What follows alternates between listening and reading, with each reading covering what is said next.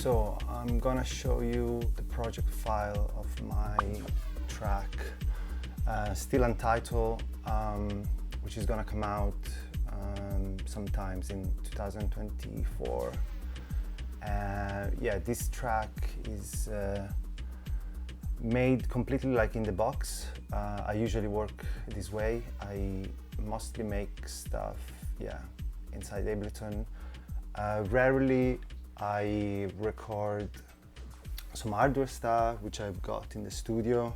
I basically like do long jams and yeah, and then chop it up. So let's start with I'll play you the track first.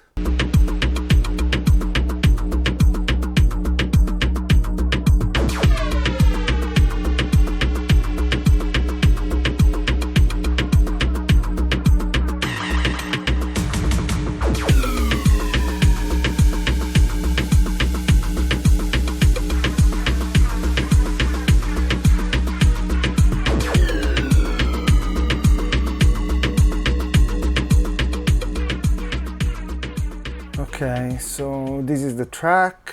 So let's start from the top. At the top I have like this drum bass. In this track I didn't use it. Sometimes I use it, sometimes not. Depends like if I want drums really like saturated or like, yeah, distorted. You can see here there is like lots of parameter like to boost, yeah, to saturate. Yeah, in this track I didn't use it. Next there is like the kick group. In here I've used like 3 layers.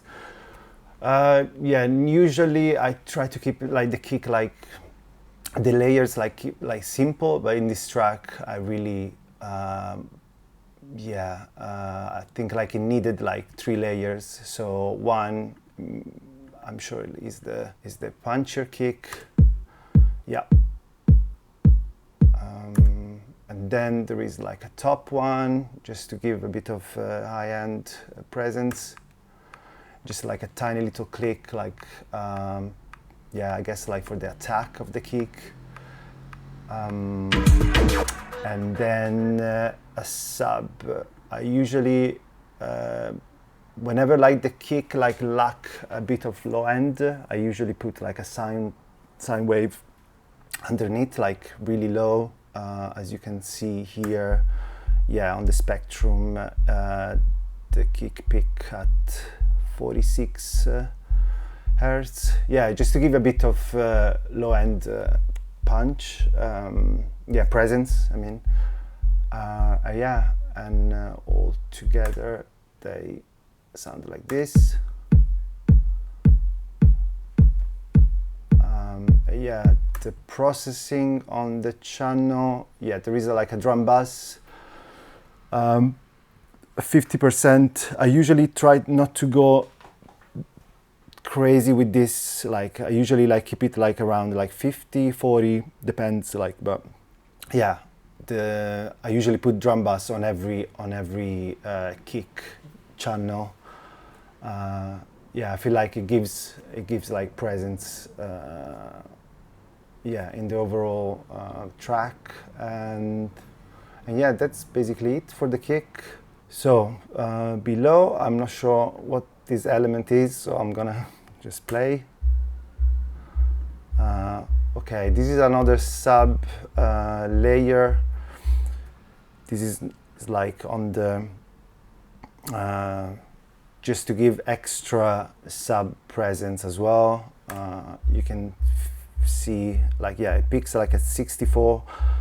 Lots of the time I try to make the sub like in the sub range like very kind of like present, and yeah, mix it up with the other sub layer, so it gives a bit of yeah, kind of like rolling sub underneath. Yeah, and the second layer of sub is on the offbeat, so give a bit of like groove bounce in a way. Yeah, a bit like move on the side. I'm not sure why I did this, but maybe because of the swing of the track. Like yeah, the sub like on the grid was kind of like clashing with other elements. So yeah, that's why I move it like a bit on the left. Okay. Okay, so this is the main bass of the track, and let's see what we have. So it's a basic like operator patch. Let's see what I did. Yeah, this is like the LFO. Yeah, modulate the oscillator D level to give a bit of movement throughout the track. I use a lot of LFO just to give like a bit like nuances, like a bit of like variation like throughout like the track, so it feels like, you know, a bit analog sounding, not perfect. Yeah. And also what we have here, this is a patch that I made with like 30 OTT in series. I use this like to give like a bit of high-end presence for the bass. So like the amount is just like 15%, is not that crazy. You know, if you pump it like higher, it gives like this OTT like super crunchy effect. Yeah, this tool like is useful for like, yeah, sound design purpose, to make like really crazy like effects, but sometimes I just put it like on channels, like just to give a bit of like, yeah, high-end frequency sparkle. Limiter, this like just to boost the volume. I feel like, yeah, just like boost, and then a bit of EQ, just cut the sub stuff. Ozone Imager, I use this plugin a lot, just to give like a bit of yeah, spacious high-end.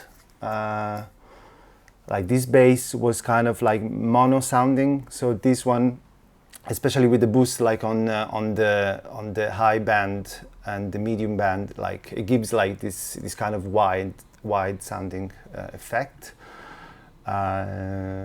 which kinds open up the track a bit more, and yeah, give this kind of like dynamic, like high frequency range. I use this plugin a lot actually on lots of elements, especially like pads and yeah, drums as well. Yeah, to make everything like sounding wide. But yeah, this bass like needed a bit of widening. And then what else do I have? Punch, which is a kind of like limiter, but can also be used as a transient like shaper, and also has got like the some compression going on. Like you can do the New York City style compression. You can give a bit of presence here. So I use this plugin a lot, and yeah, it just like it boosts the sound kind of, and you can control like the transient, the peak. You can see, you can put the threshold, and you can even like use it like as a stylistic choice. You know, sometimes I like to lower the threshold like at the minimum, so it gives like this kind of like distorted effect. And yeah, what else? Another wider plugin, which I felt like the sound wasn't wide enough, so it wasn't cutting through as much. So I use another wider like plugin. This is like a 52%. Again, yeah, it's just to give a bit more presence, like with the stereo image. What do I have here? Compression, which is not is not doing anything. I don't know why it's there, Maybe like I did use the sidechain effect on this one, but then I took it out and it doesn't do anything here. And then some filter in the end, just like, yeah, here in the breakdown. Yeah. So that's about it for the bass. Let's go down and you can find the group with the main synth, I believe. So let's see. Okay.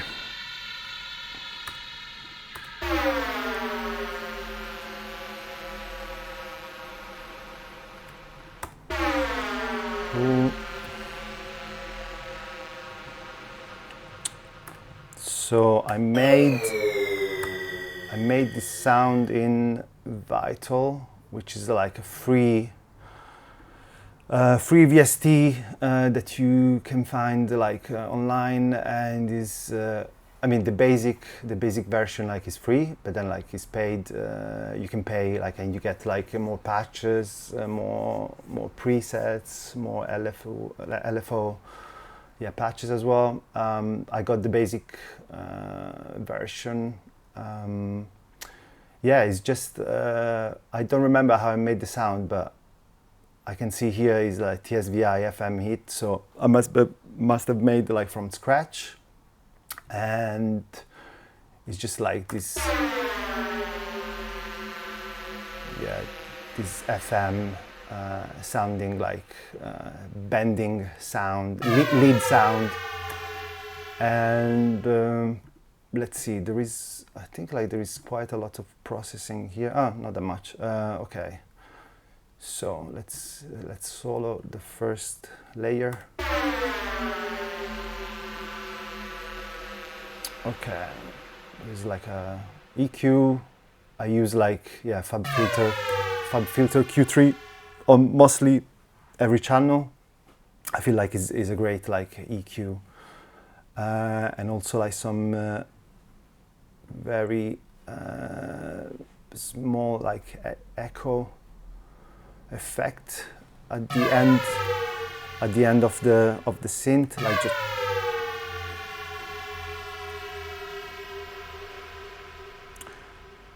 just to extend the tail of the sound a bit more. Okay, that's about it for the main lead. Obviously, like the sound is being modulated like throughout the track. If you see here, so there is another instance of the same sound, but modulate in another way.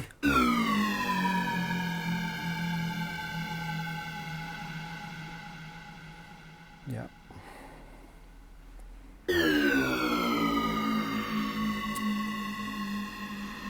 Some small like, yeah, automation just to make the sound a bit more alive.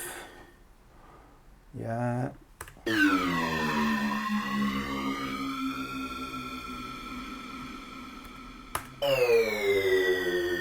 It's basically like, yeah, I play like different notes. Yeah, there is like three channel just of the same synth, like just being modulated like in different ways. Let's see this one. This is like, this is on the final drop.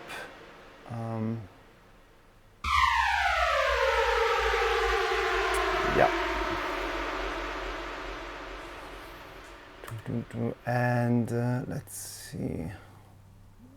Then there is like a version of the same sound like for the intro, which is being affected like differently from the rest of the other channel. And it's basically like I've got like a echo here, Pro Q as well. And then this like pitch loop 89, which I've started using like fairly like recently, but I like what you can do with it. Like it's basically like, yeah, echo effect, and modulate the pitch, and yeah, I guess it gives like a cool effect on the sound. And then what else here? Just a bit of sound toys with the like decapitator. Not so much drive to make the sound a bit more crunchy. I use like sound toys like decapitator a lot, like on lots of channels. And then in the end, what we have here, yeah, Valhalla reverb. Yeah, good reverb. I use it often as well. And I think that's it for the synth, main synth. Obviously, like I group everything, and I just put like a glue compression on the group, and that's about it. Okay, let's move down. Let's see what this sound is. So yeah, it's very quiet in the mix. It's basically like some ambience. I do this trick a lot, like basically like I find like some texture and I put like and I put them like really low in the track just to give like a bit of to feel like the space a bit more. I use like texture of this kind of like, this is kind of I don't know, like static energy kind of sounds. I thought they fit the track really well, but I use lots of, you know, field recordings often, like just like to fill the space like underneath the track, just to give the track like a bit of context, like a place. I feel like with texture and field recording, you can really give like, you can really fill the space. Okay, that's about it. There is not really a processing here, just like, yeah, EQ. What else do we have? Some hi-hats made on Hive 2. This is a plugin which I use a lot as well, for everything really. Like, it's a really good plugin. Yeah, this is basically like just hi-hat to give like peace for the track. And then let's see what's down here. Okay, this is kind of like another like bass layer to complement the other bass, the main bass, which was here. If I play them together, you get this sound. I felt like they work like together really well. So the lower bass gives like really presence in the track, and then the high notes, yeah, kind of like they do the same thing. Like it's just like rolling. They give like the piece of the track. It's just, yeah, it's good. I like to feel the frequency spectrum like a lot, with lots of like small sounds like these two. Again, like Hive, and then what else here? Just like EQ with the high boost. Now we found like the Arturia stuff. So I use like Synth for when I want like some analog sounding synth lines, bass, pads. So this one, yeah. This one is just like a hit at the end of like the 4 bars. Yeah, with a bit of processing. And then the other synth, I think like this is another bass which comes like in the second half of the track. Yeah, some analogy sounding like arpeggiator.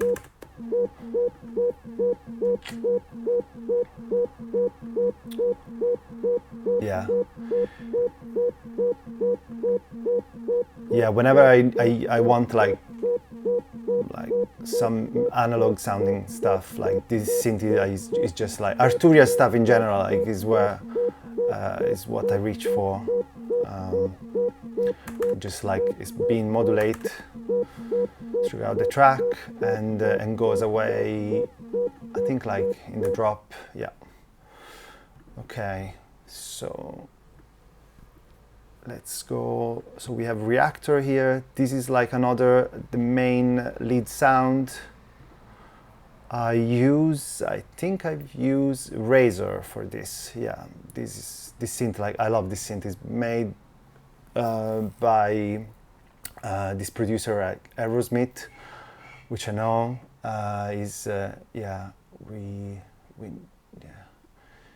I think like this is one, like it's pretty old, one of the oldest like Reactor synth, but it still sound good. It still sound good, and I can do really cool stuff, sound designing stuff, and this is the sound.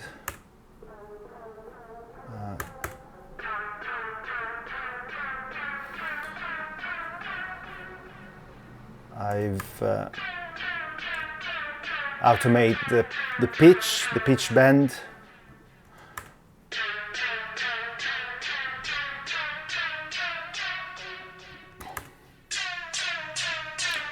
The cutoff opens up.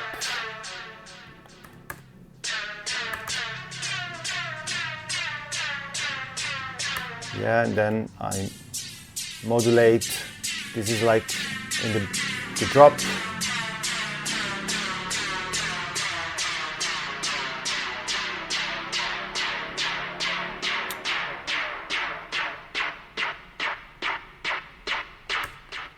And then opens up again like in the second part of the track.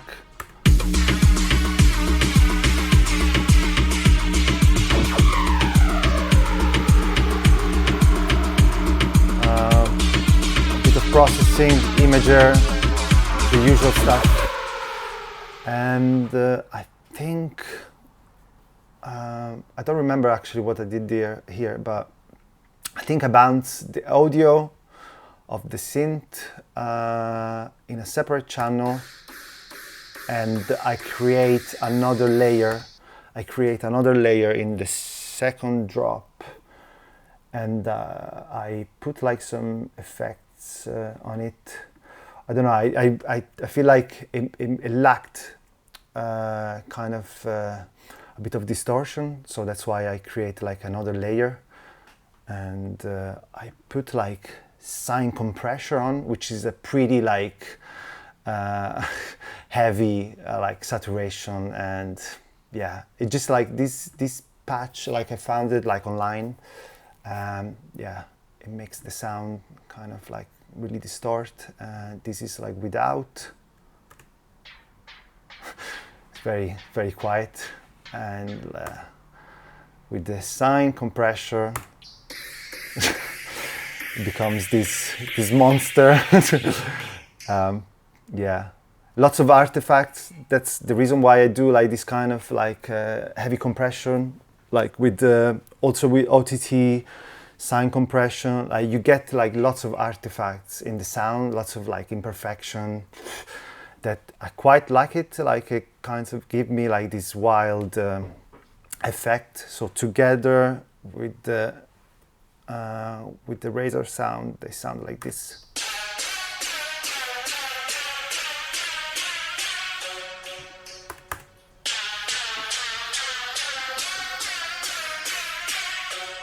Yeah.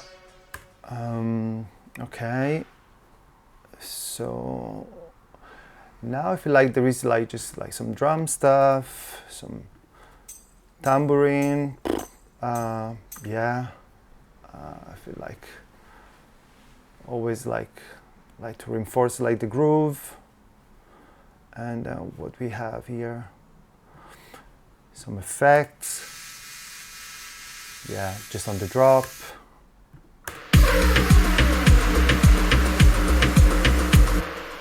For this one I use like this Mr. Bill and JC stereo widening.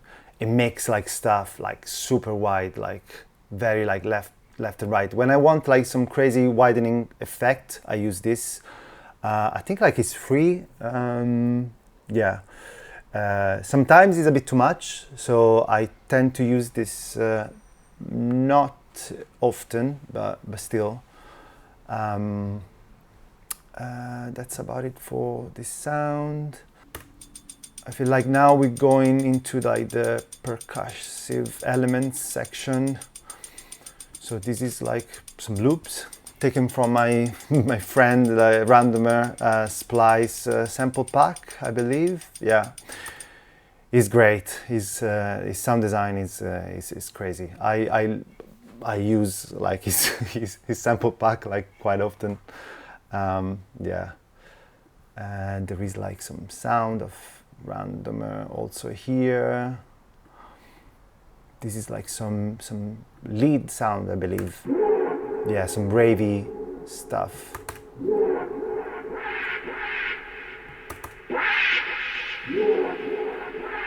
Yeah, some processing, nothing crazy. Again, this some sequence of, I think like this track I was going for I wanted to make like a reggaeton kind of track, but like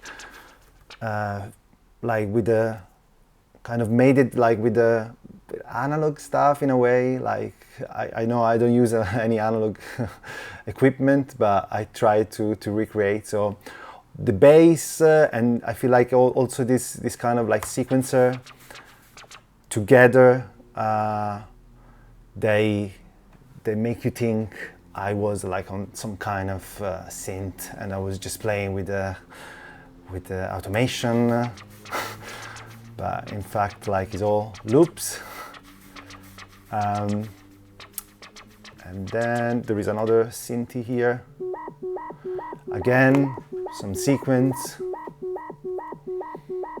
Yeah, I feel like combine all together.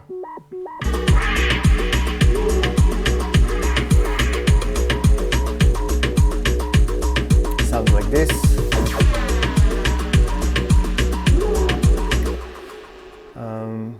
Yeah, there is nothing much on here. Standard like reggaeton dembo loop, filtered. Maybe I didn't like the top end, so I just filter everything down. This is the original loop with the filter on. It sounds like this. Some snare.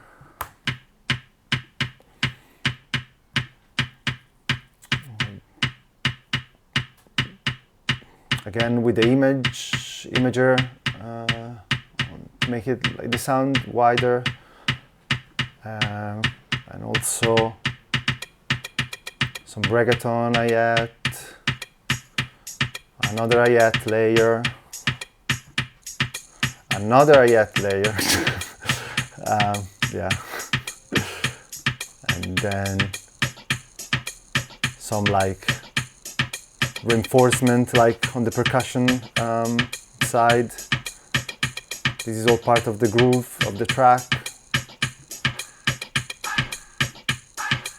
Some vocal stabs. And if you play together with the dembo loop, it sounds like this. There's another. So yeah, I always tend to really like go in and do as many layers as possible with the percussion side of things. Sometimes I dial back a bit if at the end like I feel like the track is too busy, which is almost always the case. And what else? Yeah, I feel like we're done with the percussive elements. That's it really. I feel like the project, there is some texture like in the beginning for the intro.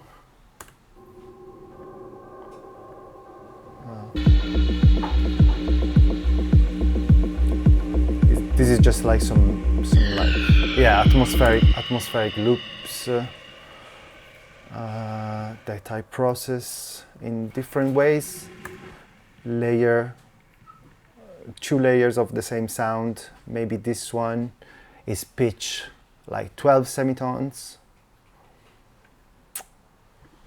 and yeah, this is like both like 1 octave higher, yeah, but I feel like they process like in different ways. Yeah, so there is Portal, which is very useful like if you want to have like lots of atmospheric like kind of like texture sounds. Infiltrator as well, which is another like sound processing plugin. Really useful to distort to sounds like, yeah. So this is the intro.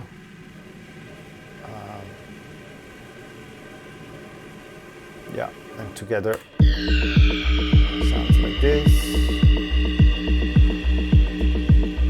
I think it's basically it for the track. I just want to talk about how I arrange a track like this, like considering like this is like 42 channel. So basically what I like every time I start a track, I basically stay in a loop like this. You can see here, this is the original loop of the track. I basically start the track in here. So, and I try to get the main idea of the track in this small loop. And once I have all the elements together, and in my head I have all the combination for the drop, for the breakdown. When I feel I cannot add any more like to this loop, then I start like arranging the track.